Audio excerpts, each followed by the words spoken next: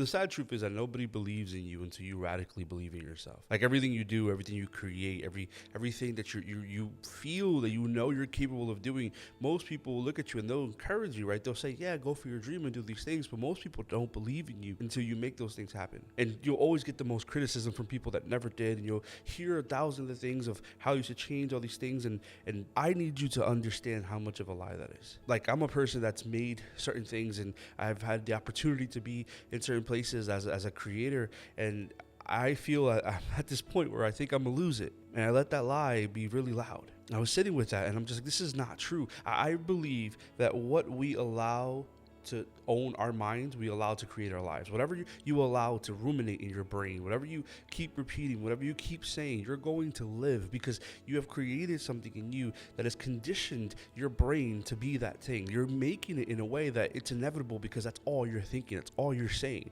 And when you learn to speak against that in yourself, like when those doubts creep in, when those lies creep in, when you speak against them because you know you're capable, you create something that your mind is inevitably going to make it. The hardest thing that we will ever do is believe that we're capable. And I mean this in like the most basic way. Like, you already have the talent. The only thing is not happening is how applied we are. And most people say, well, yeah, I pushed for a year, I pushed for 2 years, but what if it was year 3 that everything was going to click? You don't need 1,000 times for things to be right. You just need once.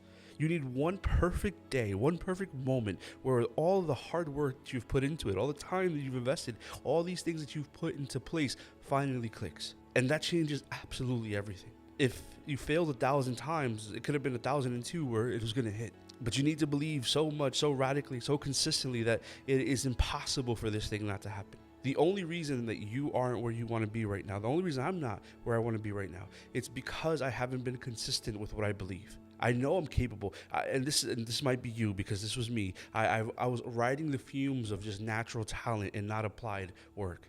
We can be really good at something, and it can be naturally good to you. But if you don't do what's necessary, if you don't step into it the way you need to step into it, you will lose it. Because you received it because you're capable of it, but you weren't maintaining it because you didn't do the things that were necessary for that thing to flourish. And I have 10,001 excuses, but I'm not going to give them power. You need to be able to look at what you want to do and be so engulfed by it and so enamored by it that it's a part of you, that people make it synonymous with you, that thing, and the first person that comes to mind is you, because you are so pressed in. I know we hear it all the time, and it's like beating a dead horse, but there's this reality that what we are committed to, we will become. And there's so many other places that are pulling us apart and doing all these things. But I'm here to encourage you, if you're watching this video, because again, I've said it in other videos, that there's very few of these that are doing well. But if I believed that it was only by the views and not by the action and not by the creating the content itself, then I would have quit. But there's something that you're capable of. There's something I'm capable of, something we're all capable of, that will only become real when you believe so radically that you live like it. If you are burning out, if you're ready to quit, I need you to know that it's on the other side of that.